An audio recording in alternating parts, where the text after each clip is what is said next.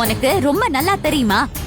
எந்த தைரியத்துல நீ நான் சின்னையாவோட பொண்டாட்டி இல்ல, அபியோட அக்கா இல்ல, நான் அசிஸ்டன்ட் கமிஷனர் இல்லன்னு சொல்ற? நான் ஈஸ்வரி தாண்டி, ஈஸ்வரி தான், ஒரிஜினல் ஈஸ்வரி தான், ஒரே ஈஸ்வரி தான். இல்ல, நீ போய் சொல்ற. நீ ஒரிஜினல் ஈஸ்வரியும் கிடையாது, ஒரே ஈஸ்வரியும் கிடையாது.